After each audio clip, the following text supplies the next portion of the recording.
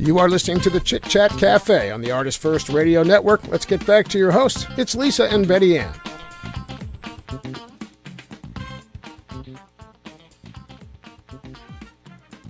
Hi, everyone. This is ChitChat Cafe on Artistfirst World Radio Network. I'm Betty Ann, and Lisa, say hello. Hi, how are you?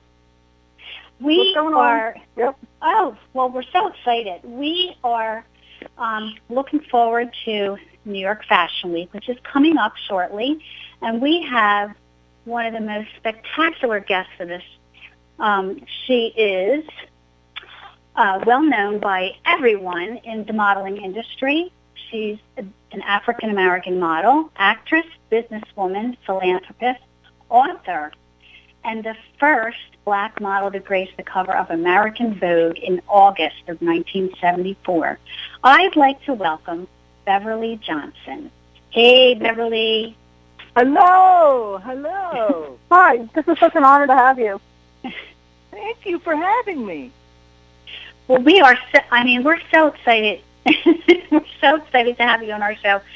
I mean, you are one of the most beautiful faces ever to grace Vogue and to be in the modeling industry.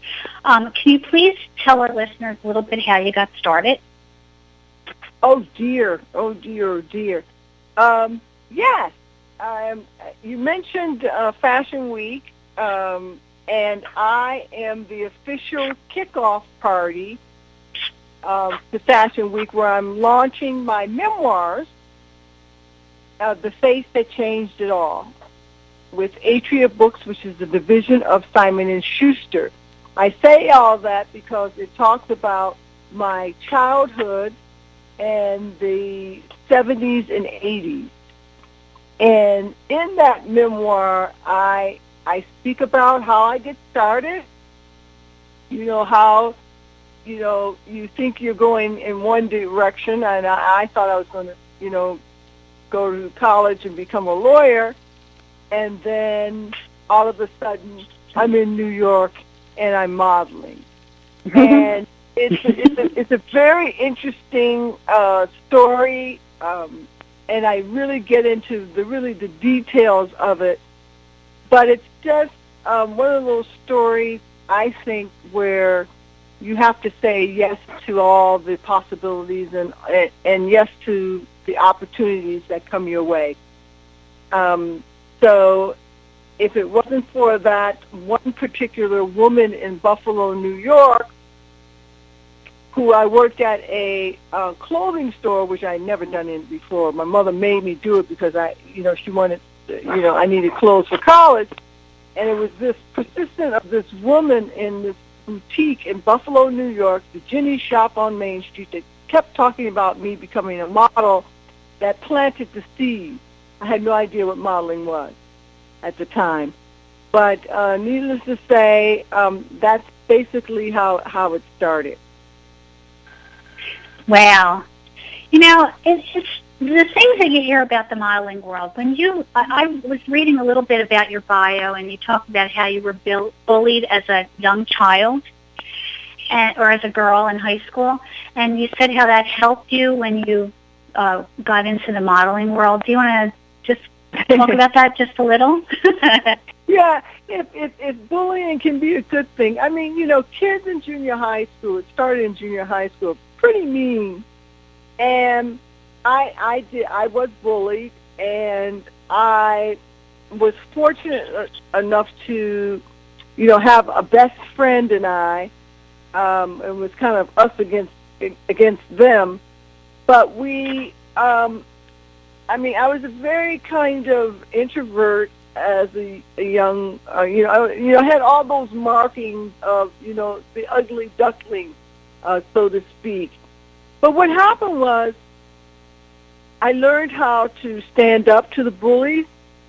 It's really interesting. When I go back to Buffalo now, they they call out to me, Beverly, remember when you beat me up in I said, no, I didn't do that until you beat me up, one of those things. But, they're friends of mine today, so it's really funny. But it's the lesson, I think, there that applied in modeling was that for most of my, young adult, I had to ignore a lot of things. I remember walking across the stage in junior high school to receive my honor award because I was always on the honor roll, and everyone booing. And wow. I feel that, incidents like that really gave me the kind of thick skin that you really need in an industry that relies on your physical ability, and everybody's commenting on physically how you look. Oh, you're fat, you're, maybe if your nose wasn't quite, all of these very critiques that a normal human being, would say, hey, I don't like that. Don't talk about me like that. But I think it gave me the thick skin in order to keep, not pay attention to what they were saying, but I was keeping my eye on the prize. And that prize was having a career in modeling, which is a career that very few women of that age, 18, 19, go into a career where you can make hundreds of thousands of dollars. And it was an opportunity to travel and to learn about the art that I didn't want to give up because of the some of the downside of being in that occupation.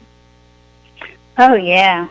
Well, when you became the first black model to grace American Vogue in 1974, how exciting was that? And then what kind of pressure did you feel being the first? Well, it's just really interesting because, when I think about that cover, I get excited today as excited as I was then because it's every model's dream to be on the cover of Vogue magazine. Now it's every celebrity's dream to be on the cover of Vogue magazine. But it's just, it's our Bible of the fashion industry, and it still is. So for a model, and having been in my career for about 3 or 4 years, was, I had arrived. I had arrived at the top of the profession in a very short period of time. And then when I found out I was the first person of color on the cover and what that meant to people right around the world who were not really considered beautiful in mainstream in Madison Avenue of America, I was like, wow, this is really deep, and for a young woman, I really wasn't prepared for that kind of responsibility, but I made myself prepared, very quickly. Plus, I guess it was like validation to you of how spectacularly gorgeous you are and were back then, and all those high school kids that booed at you, Yeah, it was, well, for me, because, you're taking a lot of pictures, the first 4 years, and some of them don't turn out so good. But, that particular picture, I remember, going to sleep with the magazine next to my bed and waking up every few hours, turning on the light to really, see whether it was true or not. And, it was like one of those kind of, it was just so exciting, and it was a pretty picture. I still look at it today and go, oh, that was such a pretty picture. Francesco Scavullo, a great photographer who's not with us today, but, it was the elite of the elite that was on that magical shoot that day. And it's one of those memories that has defined me, and it has made me who I am today.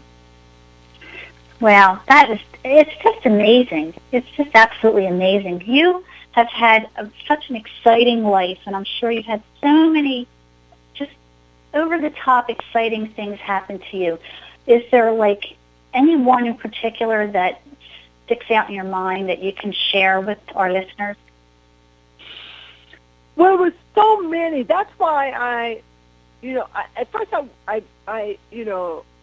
when I was asked to do my memoirs, I'm thinking, well, how do you put 60 years in 250 pages? I mean, it's like, how do you do that? And how do you begin? And where do you start? And, my life, as you said, was, filled with so many amazing memories and photo shoots around the world and, photo shoots with animals and snakes. And, I mean, it was just, really a whirlwind of career. But also what happened was that I was living life, too. So, I had 2 marriages and, trying to transition out of modeling into acting and, I wrote a couple of beauty books. So there were a lot of other real-life challenges within the industry, but also within my life that I think that people will really enjoy reading about it. I mean, it is a page turner. I have to stop myself when I begin to read the book, because I say, oh, wait a minute, this was you were going through a lot of angst, and there are moments where you'll cry when you read the memoirs, but there are also moments when you'll laugh and have fun, as I had fun during those years. I don't want to spoil it for everyone, because I really I started the memoir in 2013, and I had a wonderful opportunity to work with a wonderful writer. So as I told my stories, I mean, she was able to write it down in a manner that, had my voice, but also made it a very entertaining read. So I'm very excited about the memoir. How I came about The Face That Changed It All is very interesting. I was doing a photo shoot for O magazine. That's the Oprah Winfrey magazine. Yep. Mm-hmm. And it was one of those kind of stories where they had the 17-year-old, the 20-something, the 30-something, the 40-something, and I was in the the late 50-something era. But then they had Tippi Hedren, who was like 70-something. But anyways, it was one of those kind of shoots, and the hairdresser comes in, and he says, "Oh my God, that face is everything." I said, "Oh, the face is everything." I said, "Oh, that's the title I was looking for my book." So I kind of changed it to, The Face That Changed It All. And basically, it came out of one of those photo shoots with a very famous hairstylist, Ken Page is his name, who did the Jessica Simpson hair extensions.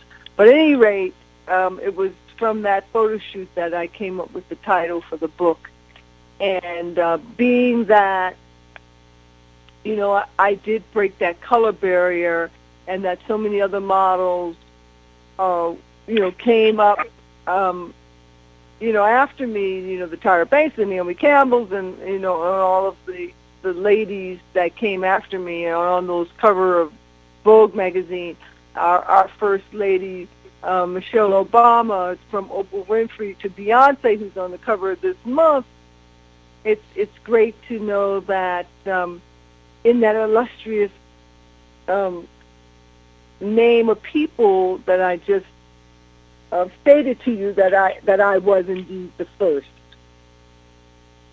So it's an exciting time. I have a daughter who modeled and who was a straight model, and then she decided that size 0 was too much for her, and she decided to become a plus size model. And now she's married, and she has 3 children, and I'm a grandmother of 3. Oh, the best wow. time of my life. Wow, best that's time amazing. Of my life. There's hope for us to become grandmothers then.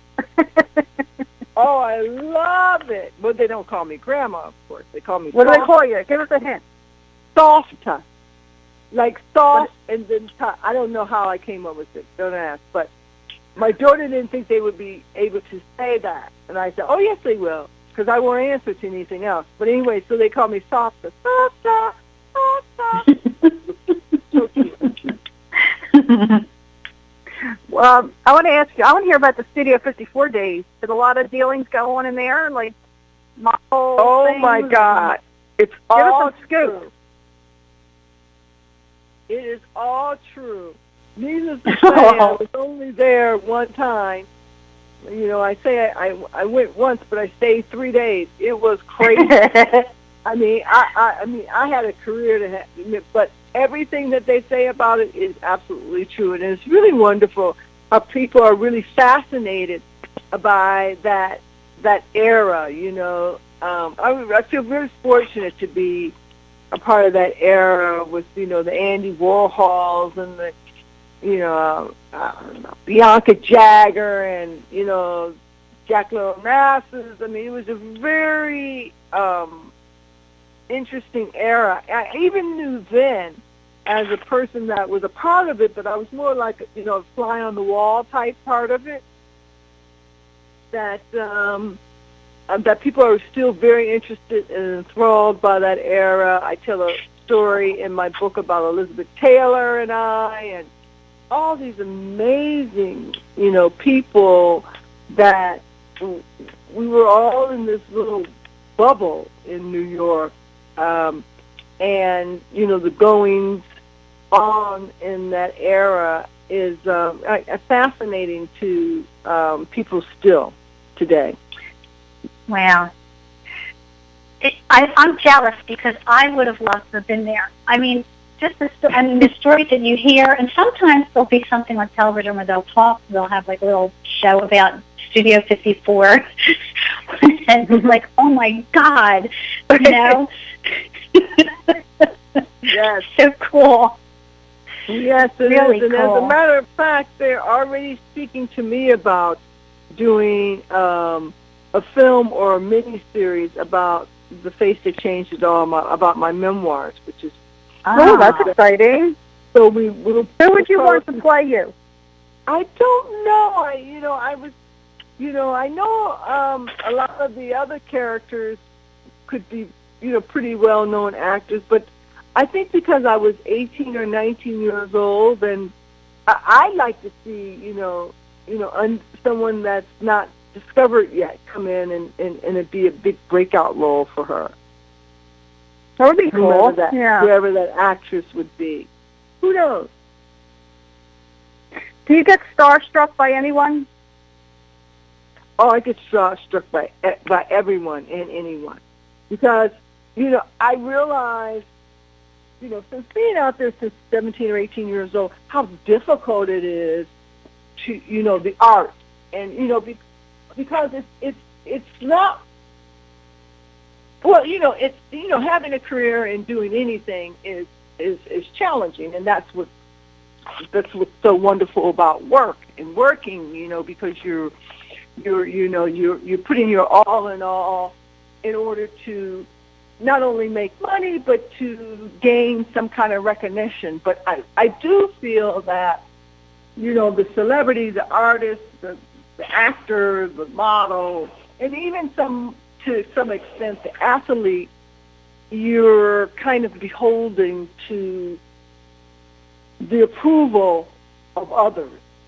And also it being somewhat of a short career in the sense of, you know, the next person is moving up, and so one has to constantly reinvent themselves. And so I've kind of been very fortunate, because I get bored very easily, I guess, that I'm constantly reinventing myself and constantly on this, you know, self-discovery journey of all these different facets of myself. And this particular facet that I'm in now is that not only of an author, but as a businesswoman. And that was something that, you know, always, you know, because I did not graduate from college. I'm the only one in my family of my 4 siblings that did not, and that I always felt, you know, a little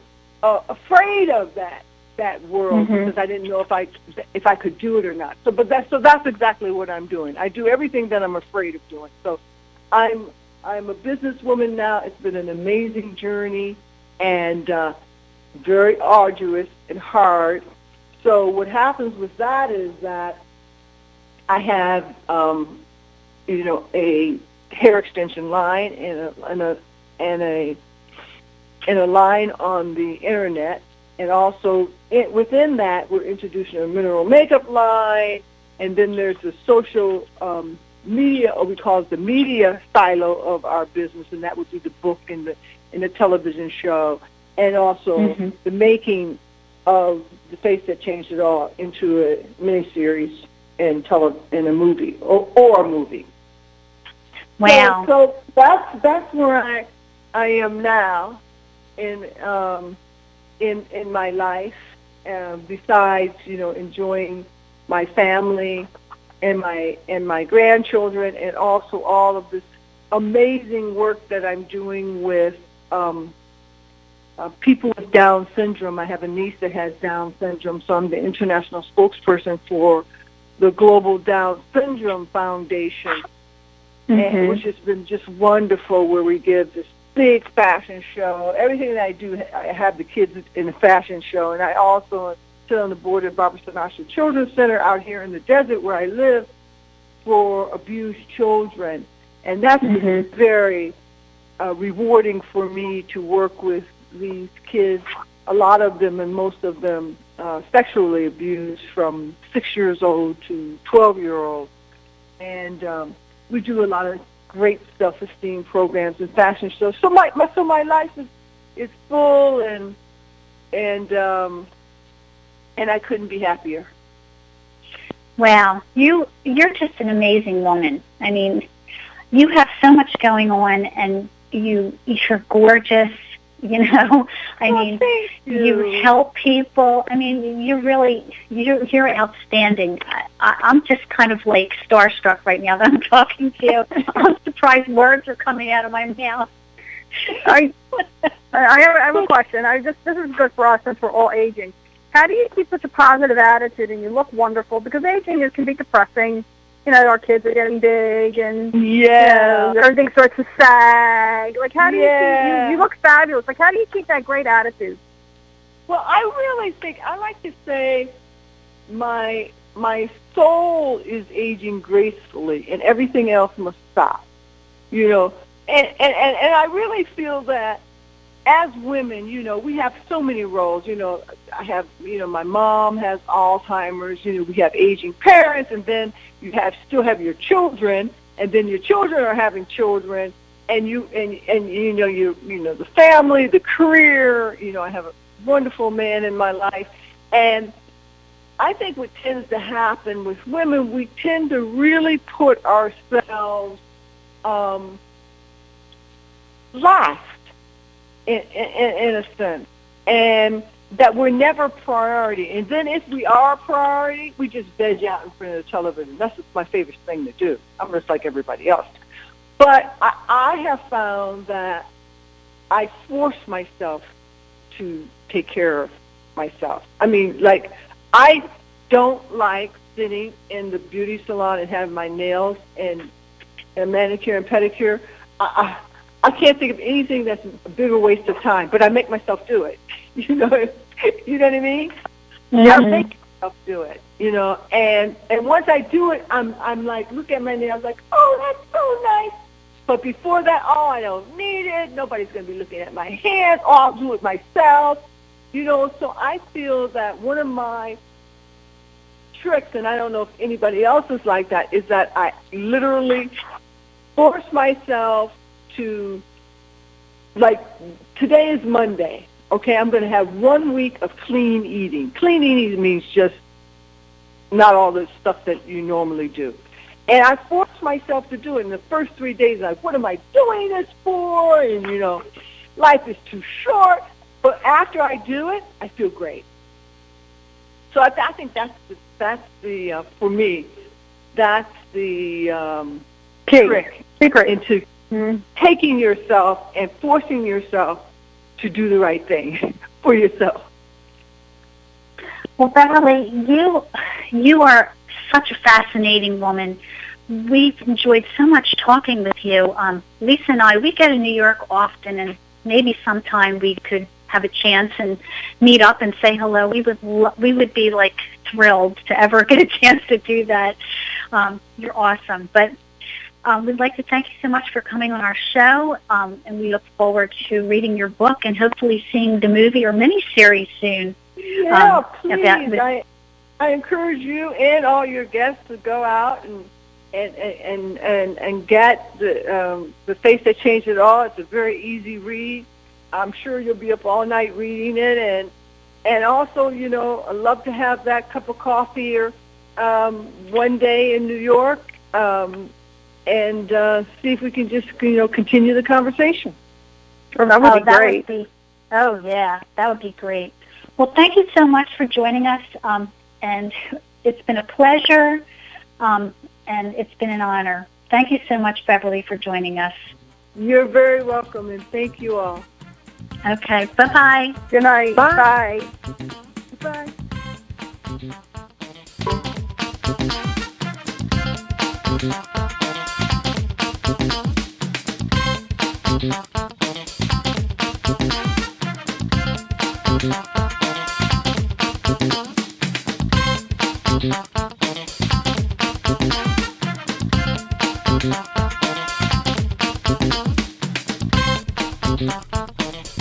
Thanks for joining us at the ChitChat Cafe Live. All past shows are archived. Visit Artistfirst.com. Let's get back to it. It's Betty Ann. Hey, we have a really great guest with us tonight. Of course, everyone knows that this is the beginning of Fashion Week. And who better to have as a guest than a fashion designer?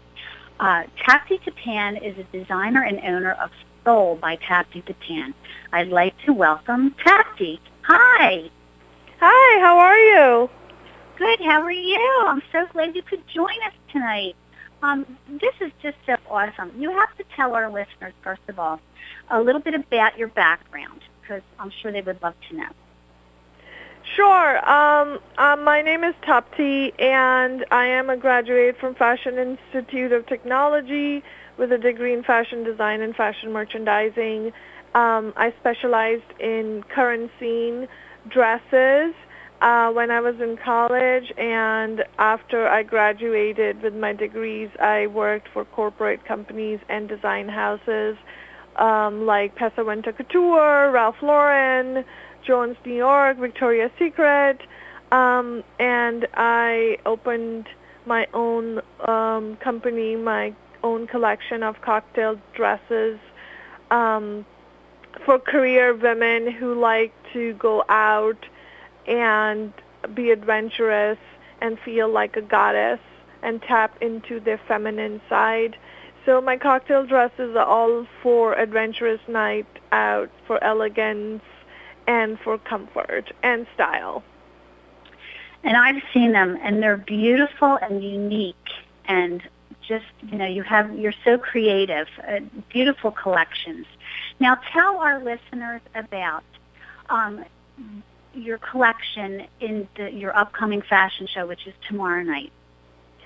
So the collection is very chic and elegant. It's fun. I created a color palette for 2015 and 2016, and I am, adhering to it. So they're simple but fun silhouettes. Some are very form-fitted, some are drapey, but it falls very elegantly and fits very well.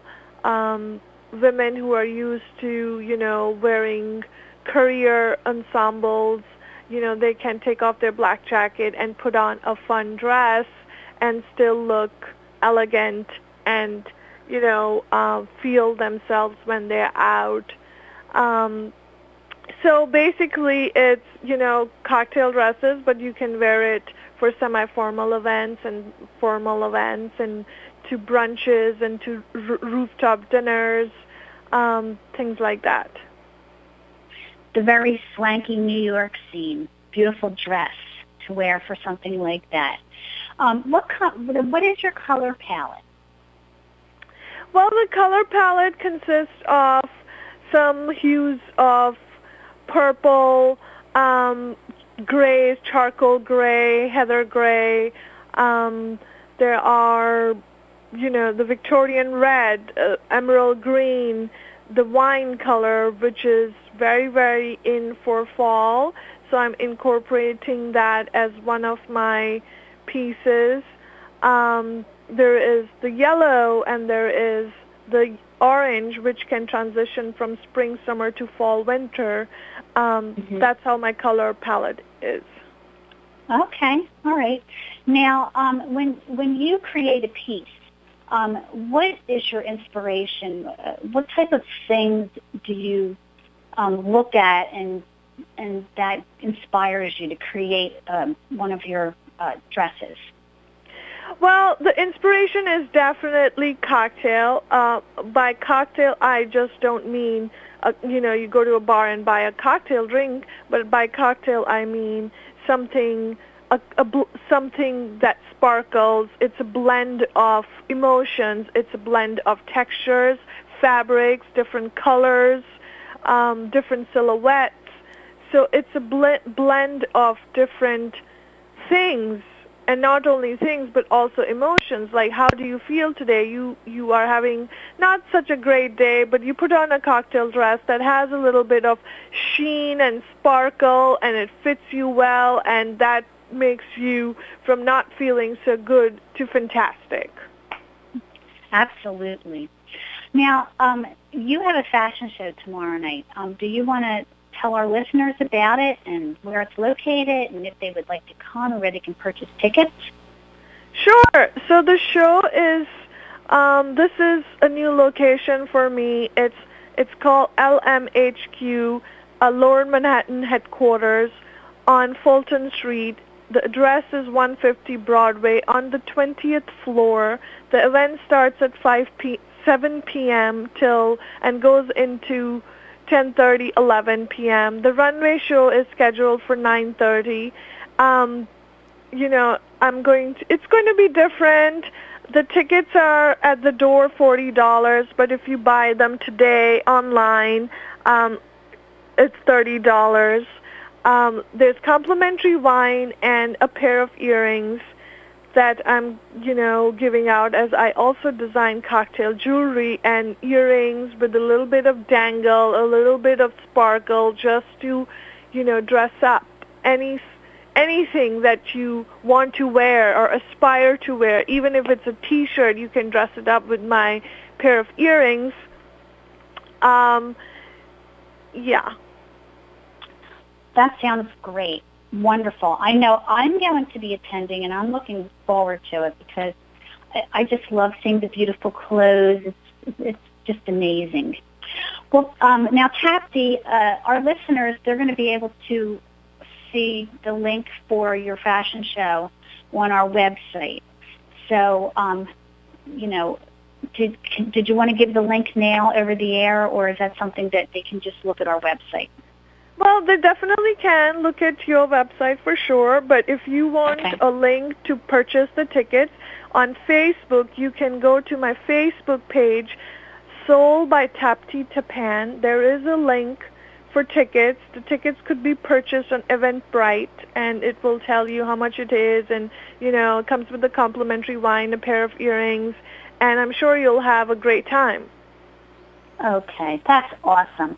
Well, thank you so much for joining us, Tapti. It's been a pleasure having you with us, and I really look forward to your fashion show tonight. Well, thank you so much for having me. I hope you all have a great day, and I hope to see you tomorrow. Oh, you will. I'll be there. Thanks so much, Tapti. Thank you. All right, good night. Good night. Well, it's Fashion Week, and Lisa and I love to go to the fashion shows. So don't forget to join us next week, where you can hear all the news about it at the ChitChat Cafe, where talk is chic. Good night.